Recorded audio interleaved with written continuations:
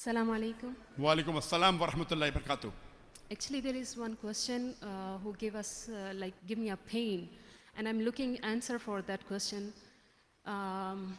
Like Prophet Muhammad sallallahu alaihi wasallam is rahmatul lil alameen. I just think like the day when I stand in front of Allah, if Allah asks me, I'm Sabah and I'm a school teacher. And my question is, if Allah asks me, like the day you, on that time, all over the world, time to time, people make cartoons of Prophet Muhammad, they disrespect Prophet Muhammad sallallahu alaihi wasallam. What did you do? I'm a normal person. I can't do, I feel helpless.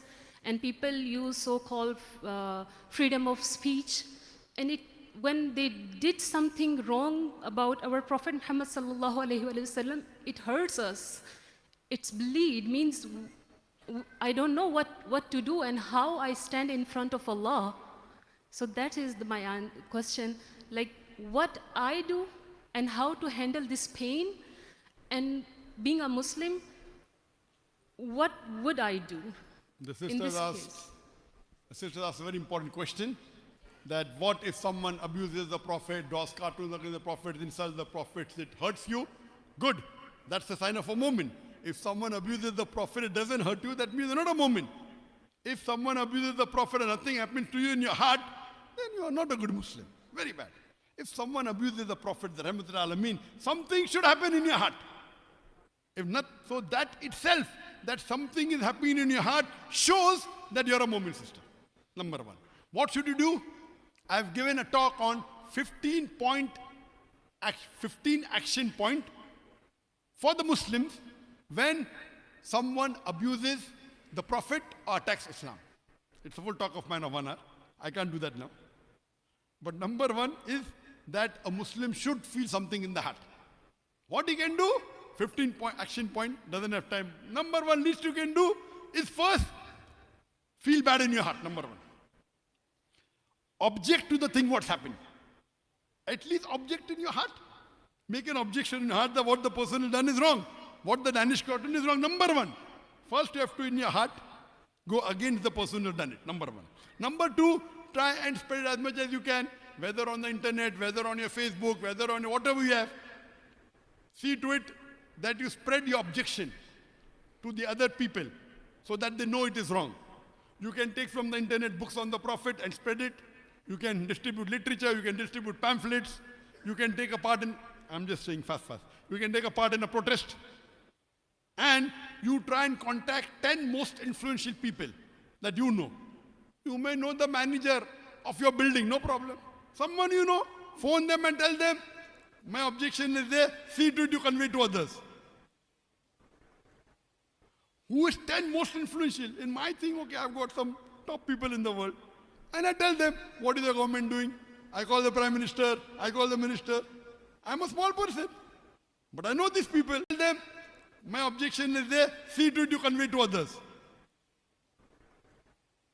Who is 10 most influential? In my thing, okay, I've got some top people in the world. And I tell them, what is the government doing? I call the Prime Minister, I call the Minister. I'm a small person. But I know these people. I text them. It has shown wonders. He immediately writes a letter. Okay, take objection. Call the ambassador of Denmark. Call the ambassador of France. Good. So 10 people who are the most influential according to you in your list, you tell them. They may act or not is different. They may be small people. They may be principal of your school. Tell him, there's the Prophet. We have to do something. What do you have done? Then if there's a protest, take part in the protest.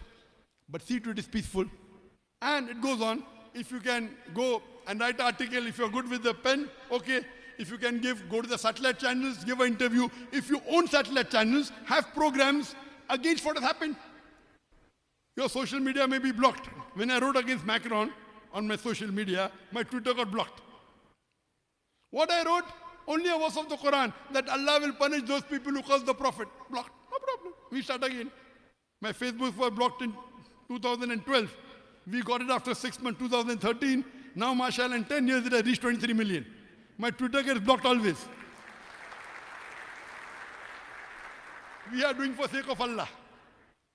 Then on a higher level, this is the level of a layman can do. Contribute something. You can give 1,000 riyal, give 1,000, give 100, give 10, give 1 riyal. Whatever we can afford, contribute to the cause. We should have batteries of lawyers to see to it that you can make an international court of law against these people. Then on a government level, we should make a protest against the ambassador of that country. Tell him what your country has done is wrong. If it's from France, make a good. On a higher level, you can boycott the goods. I'm going level by level. Short. You can boycott the goods. On a higher level, you can do diplomatic relationship can be stopped. Like how with Israel we have no diplomatic relationship. On the high level, if we ummah are united, unfortunately we are divided. We are 2 billion people in the world and we can't even protect a prophet. It's a shame on us because we are divided. When we had the Khilafah, at the time of Turkey, I think Sultan Muhammad, very weak yet. When they went to UK said, we'll not stop. He said, if you don't stop, you don't know. We Muslims love our Prophet. We'll give our lives for him. And they stopped the play. Because we were united, we had one Khalifa. Today we don't have. That time we were not even 1 billion people. Today we are 2 billion people. Allah has given us the wealth. Today the Muslims are the richest in the world. Allah has given us the black gold. What is the use?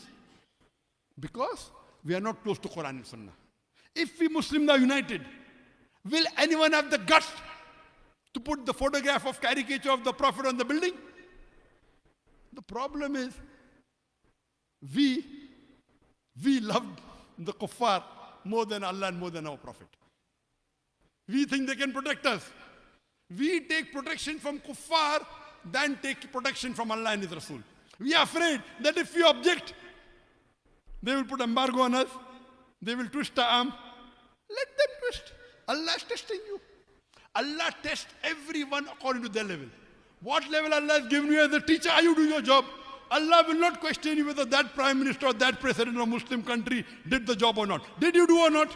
Allah will question me. I as a speaker, Allah has given me this fund and knowledge. How to speak. He made me orator. I was a stammerer. Do I use my oratory power to support the Prophet or not? If I don't, Allah will take away from me. Who am I? So the problem is, we should have faith in Allah. We should have faith in the last and final messenger. And our Prophet said, anyone who does not love Allah and His Rasul more than himself, he is not a believer. Unless you do not love Allah and His Rasul more than yourself, then you are not a true believer. So the problem is, we are so much influenced by the Western world, so much influenced by the worldly things. We are so bothered, if I do this, what will be the consequences? If I do this, I'm a poor person, I'll be kicked out of the job, I'll lose my this, I'm a die, I won't be called again, this country will happen to this. Why are you bothered? You have Allah with you. On my WhatsApp status, it says, I am nothing without Allah. Before, Alhamdulillah, our organization in Bombay was the largest private Dawah organization in the world. We had more than 500 people working full-time only in Bombay. Then few hundred Chennai here, all over the world. Largest private Dawah organization. We consulted McKinsey. Do you know McKinsey? McKinsey. Who knows McKinsey here? MashaAllah. McKinsey is the expert organization in consultation. We consulted them about what will happen. I won't be there. How long will I live? So we consulted them and we were planning, okay, there should be someone who should be next good speaker, next administrator, and so on and so forth. We never planned. So we are planning, maybe after some years I will not be there. How should the organization continue? Indian government came after me. My organization was closed down. Everyone overnight stopped. Only one remaining, I and Allah. So we never thought the scenario that a full organization will be closed, but I am with Allah. Imagine this is better. Full organization closed overnight. Hundreds of people gone. All our property taken. Millions of riyals gone. No problem. Hundreds of millions, sorry. Personal wealth gone, na? My family, my wife. We never even bat an eyelid. We say, what better thing can happen that our property is gone in the way of Allah. Alhamdulillah. And what happens? I am with Allah and my Facebook increases, my YouTube increases. First my YouTube was 400,000, now it is 3.4 million. First my Facebook was 14 million, now it is 23 million. My Peace TV is continuing. Alhamdulillah. We don't require 500 people. As long as Allah is with you, khalas.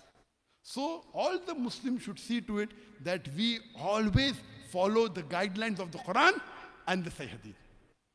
Hope that answers the question, sister.